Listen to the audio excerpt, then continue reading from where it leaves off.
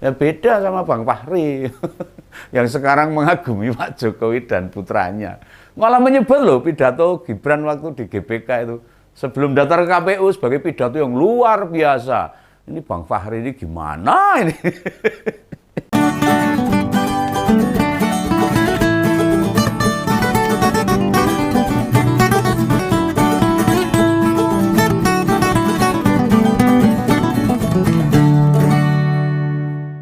Ya, halo. Ketemu lagi dengan Om Begawan. Jangan kurangi bahagia Anda. Tetap di Ngompol Ngopini Politik. Jan-jannya itu Om Begawan ini males nih mau ngomongin tentang Gibran dan Presiden Jokowi ini. Ya karena akhir-akhir ini tidak ada sesuatu yang bisa kami sampaikan dalam keteladanan, kebaikan yang menjadikan masyarakat jadi semangat. Ini kelihatannya nggak tahu ini, sebenarnya males ini, tapi ya nggak apa-apa lah. Ini saya pengen ngomongin tentang Bang Fahri Hamzah yang seperti goreng tempe ini bolak-balik, gonta-ganti.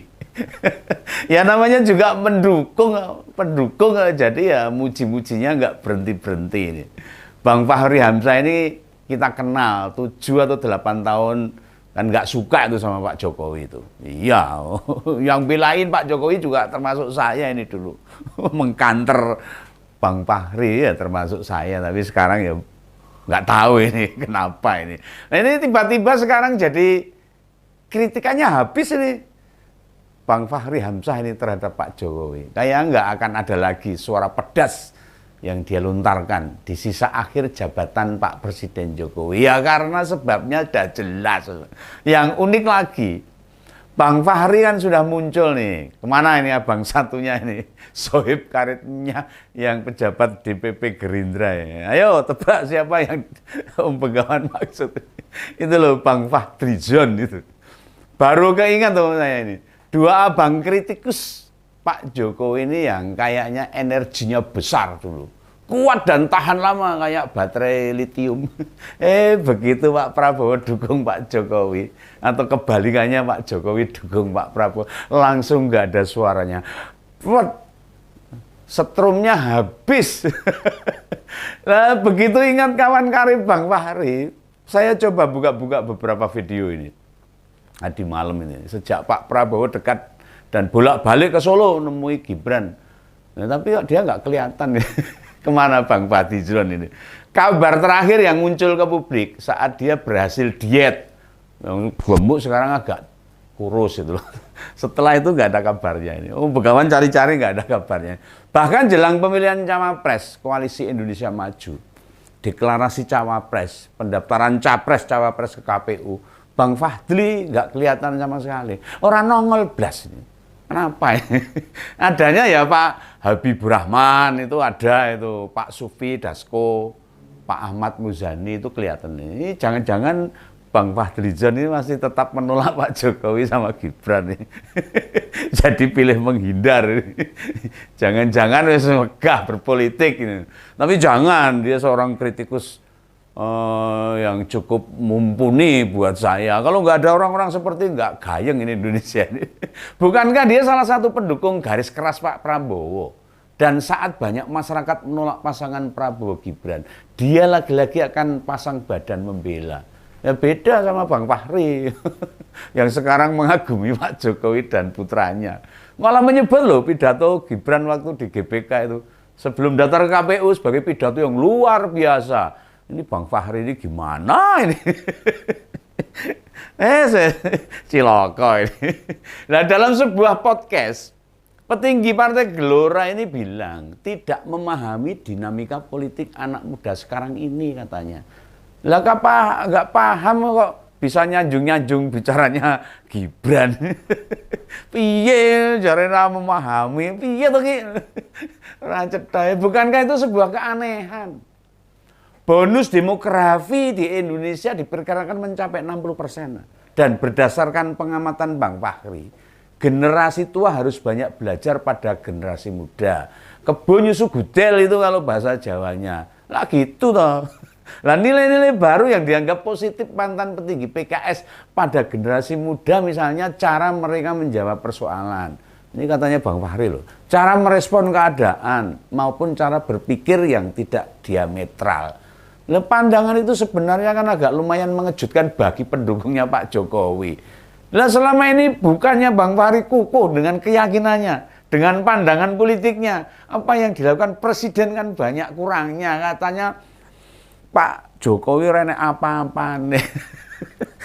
Ini Bang Fahri ya lucu ini. Nah, begitu muncul nama wali kota Solo dalam pertarungan pilpres, ujuk-ujuk langsung pola pikirnya bisa diganti mendadak. Esok tempe, sore dele, wong ini tahu digoreng sisa. Di sweet gitu seperti skaklar itu, pet lah. Justru yang aneh bukannya Bang Fahri sendiri ya. Saat publik mempersepsikan majunya wali kota Solo itu sebagai fakta terjadi intervensi kekuasaan. Lah utamanya campur tangan presiden melanggengkan jabatannya. Dan gitu loh Bang Fahri. Nah, waktu orang menilai ini sebagai upaya politik dinasti yang lagi rame sekarang ini, Bang Fahri menyebut tudingan politik dinasti hanya berlaku di zaman kerajaan. Oh nggak bisa. Long saiki genenek no. Wah, bareng ngono saiki ngono. Ini pandangan anak muda. Juga disebut oleh mantan pimpinan DPR sebagai tidak mudah terjebak politik aliran. Tidak larut dalam ukuran benar atau salah. Itu dahsyat dan membuat generasi senior perlu banyak belajar pada mereka. Belajar sing ngendi. Ora iso, ini politik, Bung. Bukan belajar komputer. Komputer cana luwih pinter daripada orang tua. Ini politik, perlu banyak pengalaman, perlu banyak jam terbang. Mengapa pandangan Bang Fahri menjadi aneh begini nih? Justru anak-anak muda berpandangan begitu ya karena satu hal yang tidak mereka miliki, yakni motif keperpihakan. Coba saja cekoki mereka dengan fakta, masih adanya ketidakadilan. Hukum yang porak-poranda, belum dipenuhi hak warga yang belum sejahtera, serta kekuasaan yang cenderung mengkooptasi, bakal munggah mindset anak muda. Cekoki mereka, ini politik, bukan sains. Nah, cara pandang anak muda dari dulu begitu, Bang Fahri. Yang diistilahkan Jawa disebut orang duwe duga. Kalau began karena orang duwe udel sakarepe dhewe.